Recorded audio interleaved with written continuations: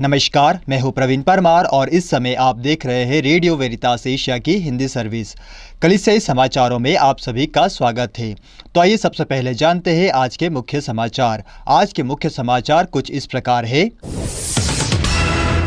Pope Francis ने कहा, ईश्वर के प्रेम का नाम और चेहरा है यीशु। पोप फ्रांसिस ने कहा, हम शरणार्थियों के लिए अपने दिल का दरवाजा खोलें। अंबिकापुर धर्म प्रांतीय पुरोहित फादर अंतोनी बड़ा अंबिकापुर धर्म प्रांत के नए धर्माध्यक्ष नियुक्त। म्यांमार के शरणार्थियों को थाईलैंड में संयुक्त राष्ट्र की तत्काल सहायता का इंतजार। म्यांमार के जुंटा ने बाजारों में सैकड़ों जेड व्यापारियों को किया गिरफ्तार। इंडोनेशिया में क्रिसमस सुरक्षा प्रदान करने के लिए हजारों पुलिस तैनात।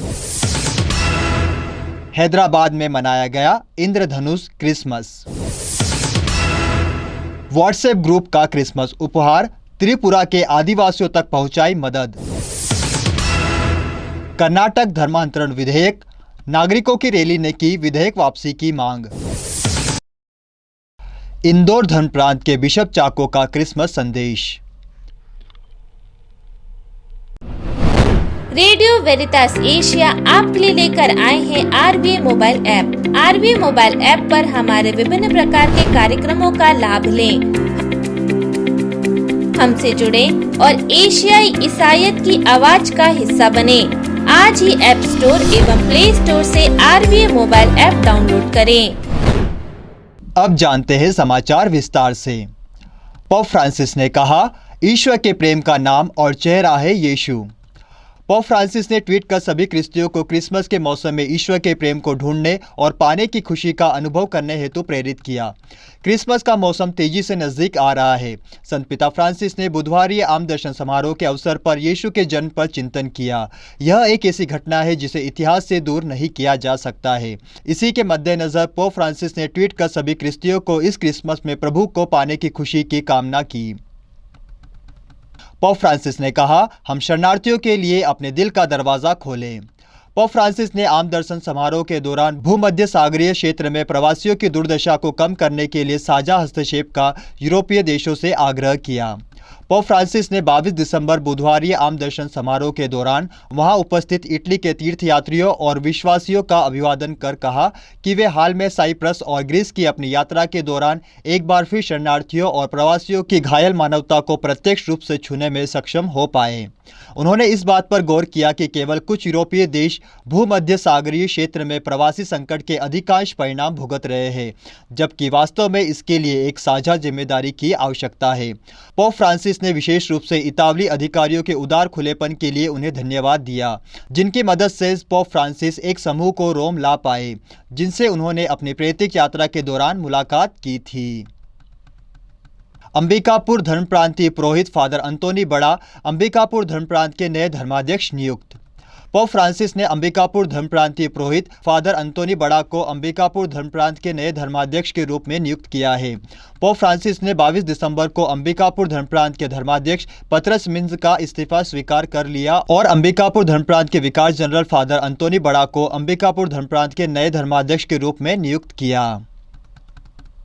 म्यांमार के शरणार्थियों को थाईलैंड में संयुक्त राष्ट्र की तत्काल सहायता का इंतजार।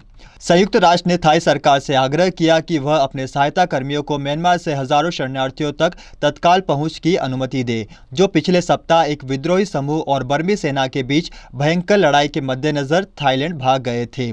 संयुक्त राष्ट्र के अनुसार विद्रोही समूह के बीच पिछले सप्ताह के अंत में शत्रुता शुरू होने के बाद से म्यांमार में करेन राज्य में 4000 से अधिक शरणार्थी सीमा पार कर थाईलैंड में आ गए हैं।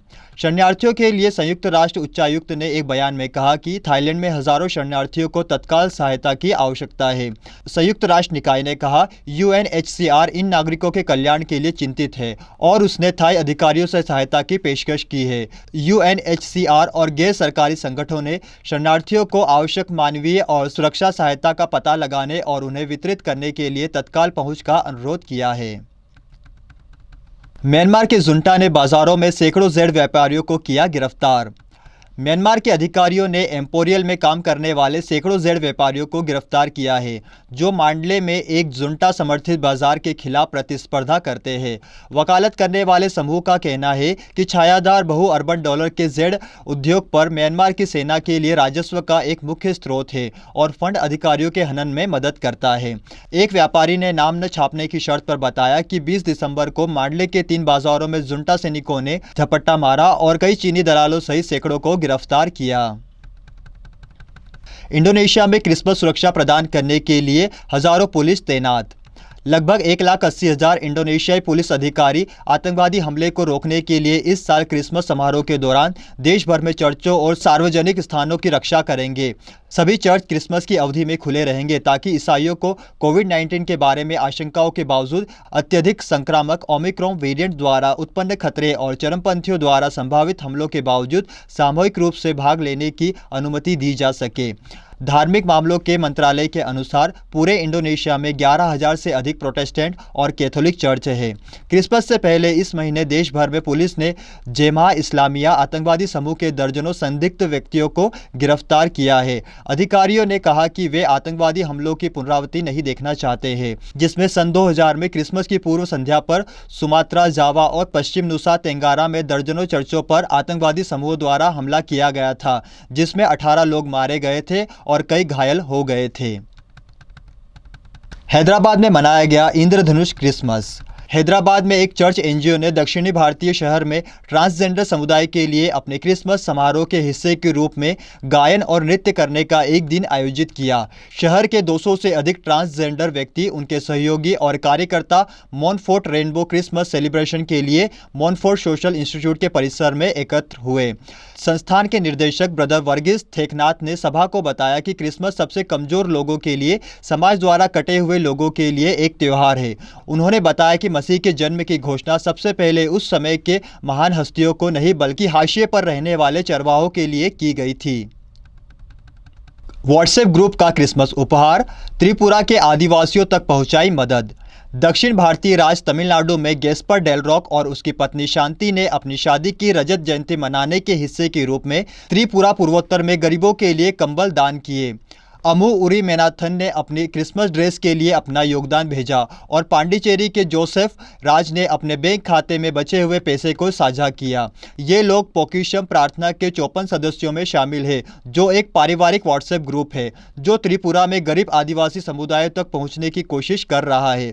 समुदाय ने अपने एक सदस्य जेसुइट फादर इरुध्या ज्योति, जो त्रिपुरा के आदिवासियों के बीच काम करते हैं, को सुनने के बाद अपने क्रिसमस उपहार के रूप में कंबल उपहार देने का फैसला किया। कर्नाटक धर्मांतरण विधेयक, नागरिकों की रैली ने विधेयक वापसी की मांग की। दक्षिण राज्य में धार्मिक सम्मेलन को विनियमित करने के लिए कर्नाटक विधानसभा द्वारा पारित एक विधेयक के रूप में 40 से अधिक संगठनों के सदस्य बेंगलुरु की सड़कों पर उतर आए। 21 दिसंबर की रैली ने धर्म की स्वतंत्रता के आधार का कर्नाटक संरक्षण विधेयक 2021 को वापस लेने की मांग की, जिसे रैली के आयोजकों ने जनविरोधी और असंवैधानिक बताया। उन्होंने कहा कि यह बिल धर्म की स्वतंत्रता, निजता और गरिमा के संवैधानिक रूप से गारंटीकृत अधिकारों को रौंदता है। विरोध प्रदर्शन में बोलते हुए संवैधानिक कानून विशेषज्ञ अरविंद नारायण ने कहा कि सुप्रीम कोर्ट ने माना है कि व्यक्तियों को अपनी पसंद के कपड़े पहनने, अपनी पसंद के खाने और अपनी पसंद के विश्वास को चुनने की स्वतंत्रता है।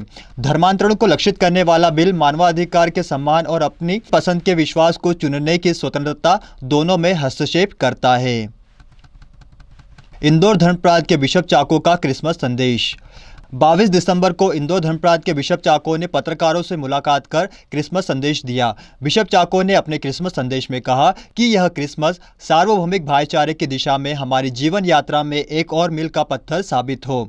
बिशप चाको ने कहा, क्रिसमस हमें प्यार, खुशी और शांति का संदेश देता है।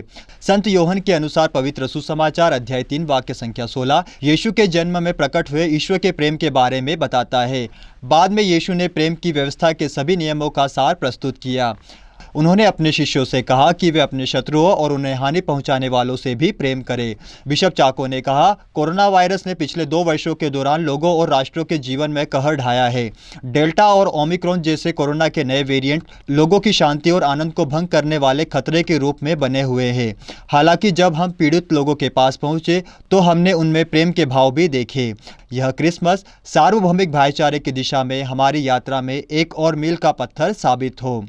इसी के साथ आज के कलीसियाई समाचार समाप्त हुए। मुझे यानी प्रवीण परमार को दीजिए इजाजत। अगली बार फिर मुलाकात होगी नई खबरों के साथ। तब तक के लिए नमस्कार। रेडियो वेरितास एशिया आपके लिए लेकर आए हैं RBA mobile app. RBA mobile app पर हमारे विभिन्न प्रकार के कार्यक्रमों का लाभ लें, हमसे जुड़े और एशियाई ईसाईयत की आवाज का हिस्सा बने। आज ही ऐप स्टोर एवं प्ले स्टोर से आरबीए मोबाइल ऐप डाउनलोड करें।